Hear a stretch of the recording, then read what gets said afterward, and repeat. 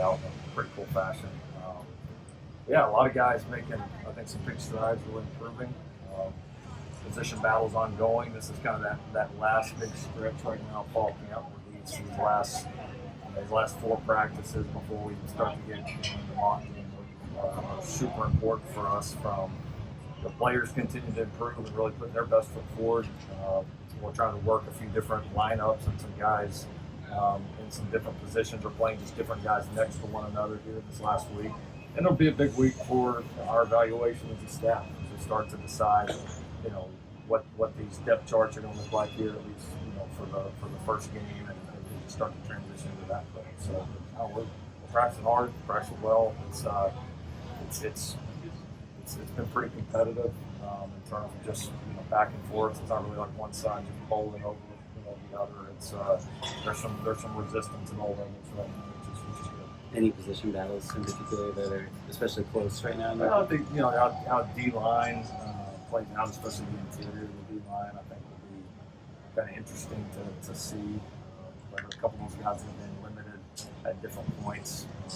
They're all healthy and everything now, but so seeing more of those guys here at the end, kind of all of them, is going to be certainly kind of excited to see how the linebacker depth shakes out.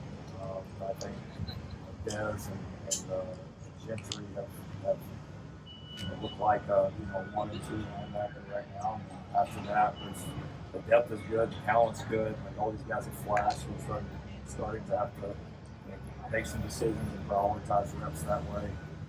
So I'm very excited to see how that plays out. Certainly still some battles on the O-line.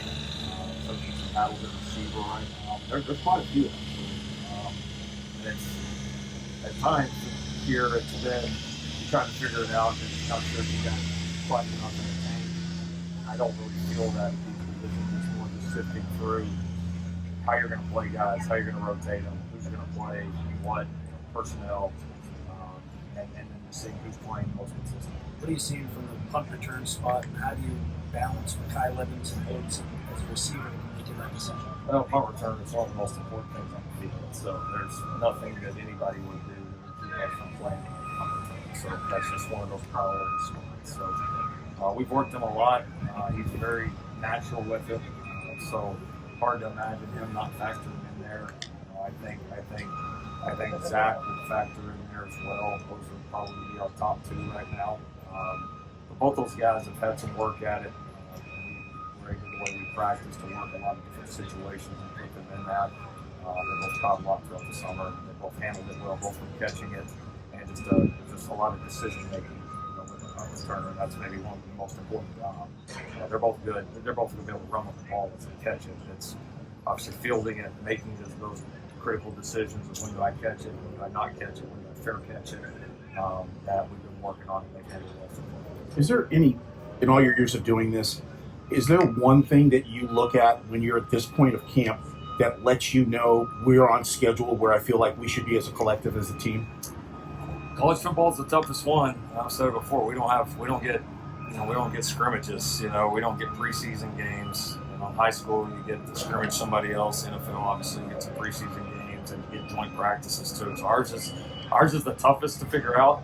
I think one thing I really look for is just the competitive maturity of a team. And when you get in here to practice 12 and 13, is the juice and the energy and the hunger to get better and the competitiveness, does it still feel like the first day?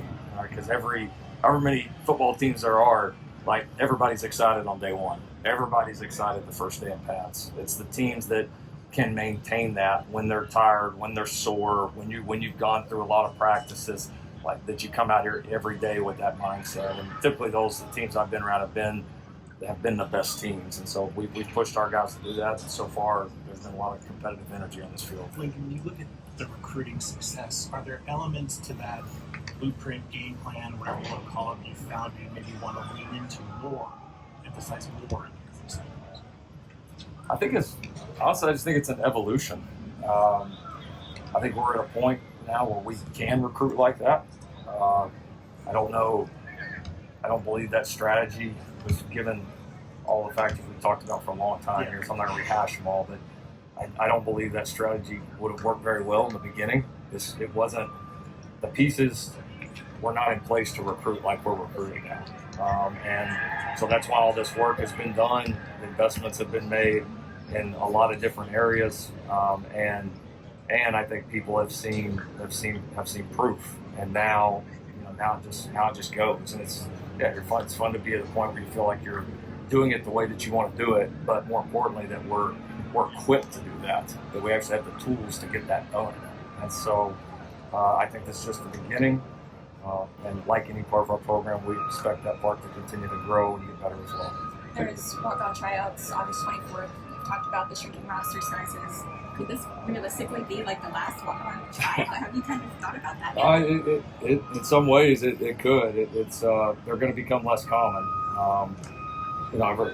Obviously, reducing these roster sizes, reducing these numbers, there's just not going to be as many left, and people have to decide: are you going to recruit them, or are you actually going to hold tryouts and bring current students from your campus on and give them that opportunity? So that'll be an interesting strategy for us and everybody else.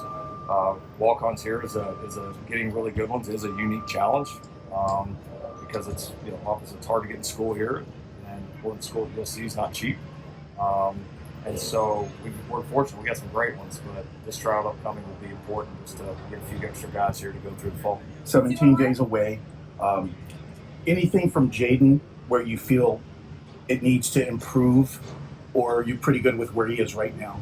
He's practiced really well. I mean, he's practicing at a high level. I mean, we're pretty picky, so there's always, he could go 30 for 30 for 500 yards and 8 touchdowns, and we'd find a bunch of stuff wrong with it. So, I mean, that's just, it's not always result-oriented. It's just more continuing to improve his grasp, decision-making. I think one of the big things right now for him is learning our guys, especially some of our new guys, that weren't with us last year, and getting on the same page and getting a feel for how they set up routes and how you're going to attack different coverages and different throws. But he's practicing at a high level. There's not anything right now that he's not doing well. But yeah, just like everybody out here, we want him to keep going, keep doing better. Thank you, Coach Riley.